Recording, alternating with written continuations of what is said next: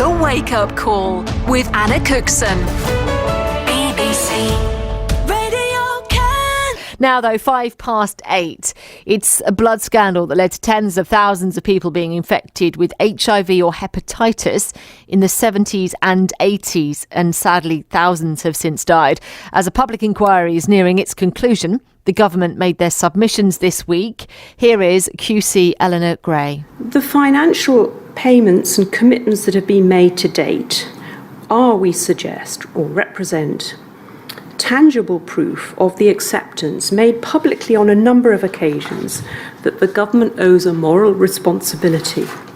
Let's talk now to Roger Newman from Whitstable, who gave evidence and who contacted us to share his story. Roger, welcome to the Wake Up Call. Thank you for speaking out on this one. It's good to have you here. I suppose take us back, first of all, to the beginning. When did you first realise that you were impacted by all of this? So first of all, when I was about, I think it was about 9 or 10, I contracted hepatitis B from the contaminated blood products. And I knew I was ill because I had terrible jaundice. I was yellow all over. I had no energy. My mum had to carry me around. I had to miss a lot of school, which made me really ill. And then the next bombshell was when I was 15. And my mum had to explain to me that I'd also contracted HIV, and my Hemophilia consultant said I've got probably a couple of years to live. Wow.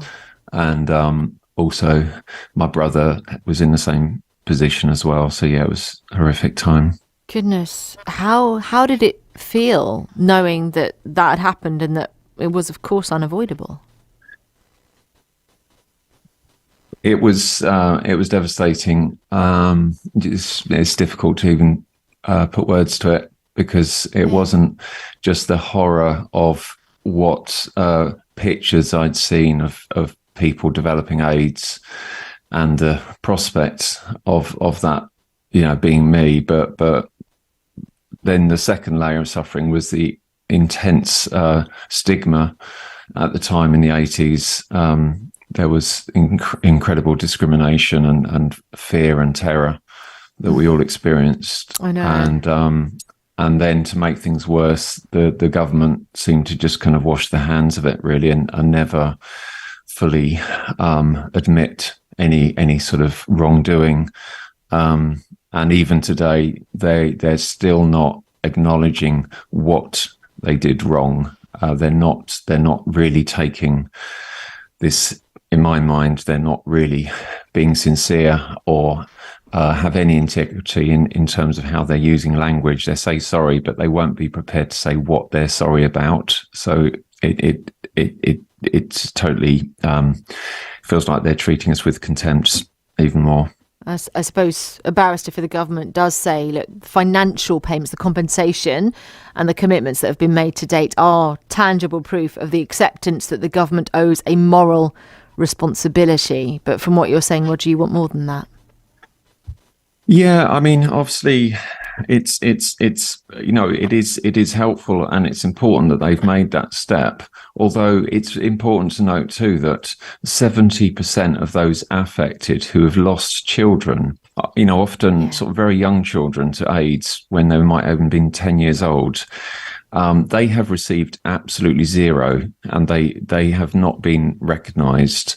And also children that were orphaned by this scandal have also not been received any money or any sort of validation. So it's important, but it's also, I kind of feel like it's a bit like blood money, because they're not actually owning up to what they did wrong and where they acted in extremely negligent ways towards us that needed treatment. Yeah, I mean, they're not on with us this morning. I'm sure I would hope that they would refute that if they were. How about your health now, Roger? I mean, we seem to have hopefully moved on from the stigma that you were talking about in the 80s. And also there are more treatments, better ways of mitigating the effects. But how are you feeling? Yeah, I mean, I sort of rely on using medication for my HIV. So I'm on antiretroviral. So it means for me 3 tablets every morning, which is keeping me alive. But I also, it's a reminder, and every day I take them off, I think, if I didn't take these, then I would decline extremely quickly. But also I live with the after effects of hepatitis C, which was also something that was contaminated with all the treatment. So I've had to have extremely toxic medication and treatment for that in the past, which still has effects on my ability.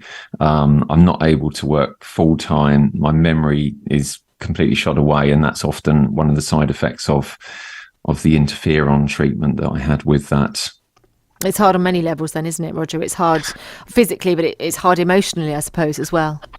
Yeah, and even today, just being a haemophiliac, and that I still have that fear that if I tell someone that I'm a haemophiliac, that they will immediately think about HIV or AIDS, and I know that's probably not so likely now, but yeah.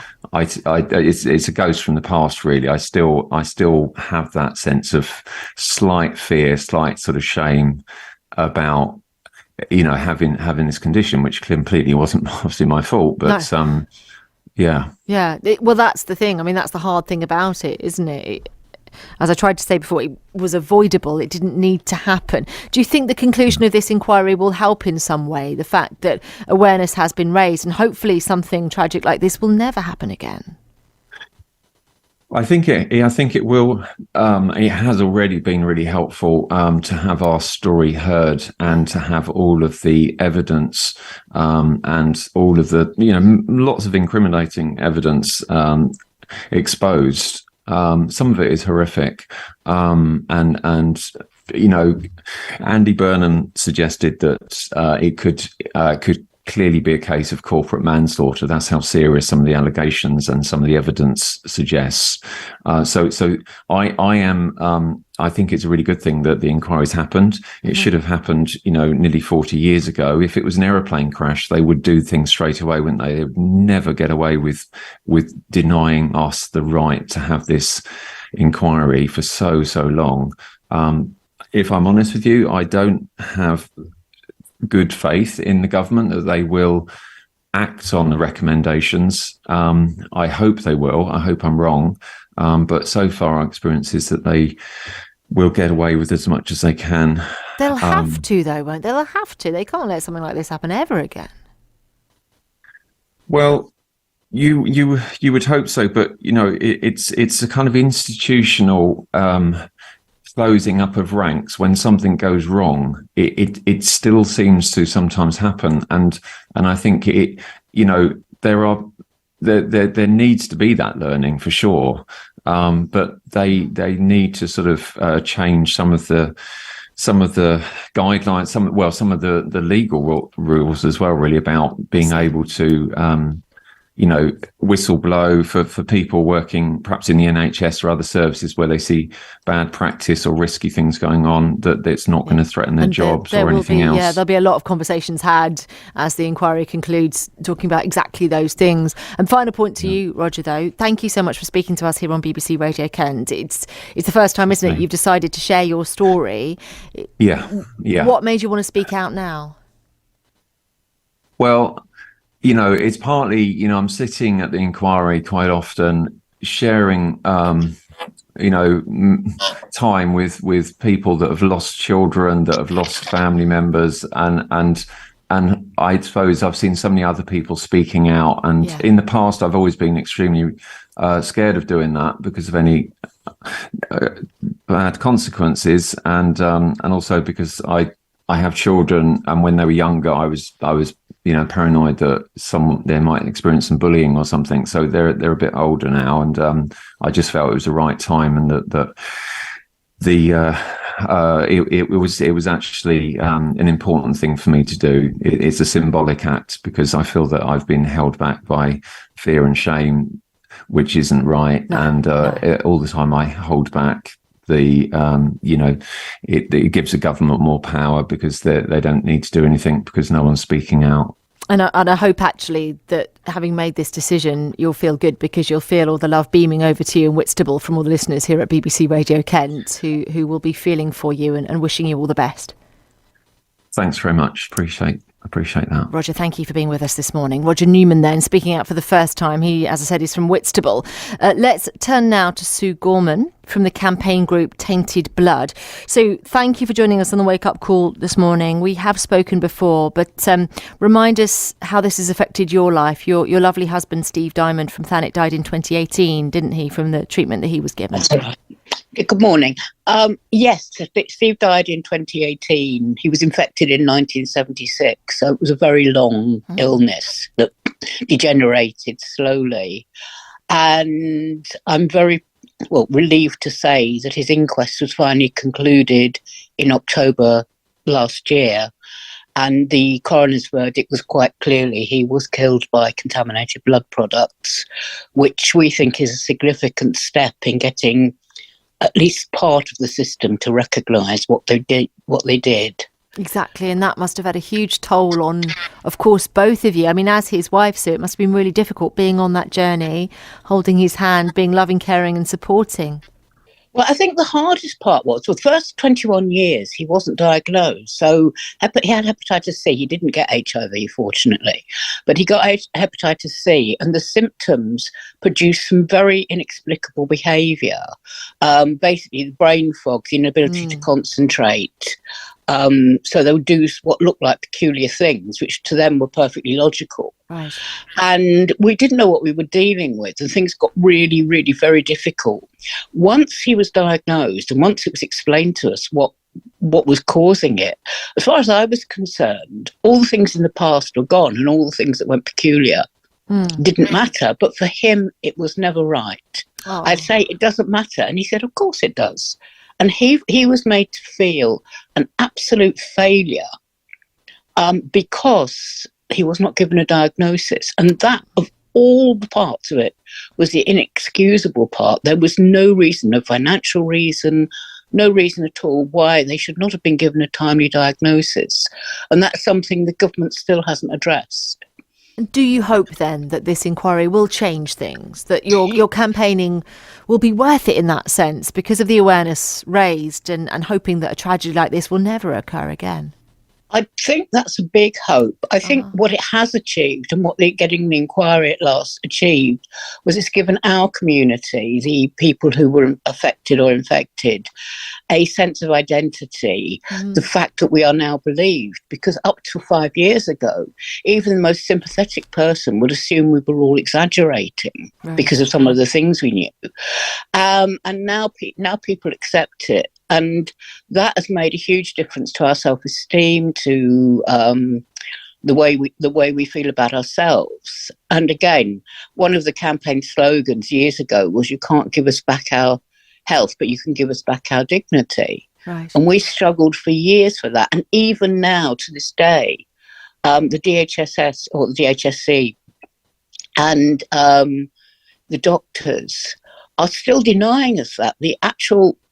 The way they have presented at the submission stage at the inquiry, it's supposed to be a time when each party sets out for Sir Brian a summary of what they want the inquiry to consider. And both the doctors' organisation and the Department of Health, the government, have come along and quite clearly said, we're not planning to offer any suggestions. We're not commenting. Do you think that will change? Do you think that because of public pressure it will have to? I don't think so. I think people like yourself are shocked now, but I think that the mentality, I think one thing that it will take is the criminal prosecutions. That might shift things. Okay. But the longer I've been involved in this, the more I've seen, the less likely I believe. It'd be wonderful if they did change their attitude, but they are still treating the haemophiliac community and the transfusion victims that they created with such contempt. And as was just said and has been said several times this week, They keep saying we're sorry for something that shouldn't have happened, but they won't say what shouldn't have happened, and they won't say what they're sorry for. Okay. Sue, listen, thank you so much for being with us again on the Wake Up Call. And again, our deepest sympathies to you and, of course, all who've lost loved ones in all of this. We are due to hear closing submissions from the Infected Blood inquiry this week. We'll keep across it. We'll keep in touch with you, Sue, and you, Roger, as well. That's Sue Gorman then from the campaign group Tainted Blood. Meanwhile, what have we heard from the government? Well, we've got this from a barrister representing them, who says the financial payments and commitments that have been made to date are tangible proof of the acceptance that the government owes a moral responsibility. Will we hear more in those closing submissions? Will we hear more in the discussions that, of course, will follow? This is going to make a lot of headlines, isn't it? Well, we'll watch and wait. And as I say, we will keep across it here on BBC Radio Kent. We'll make sure we watch it very, very carefully for you.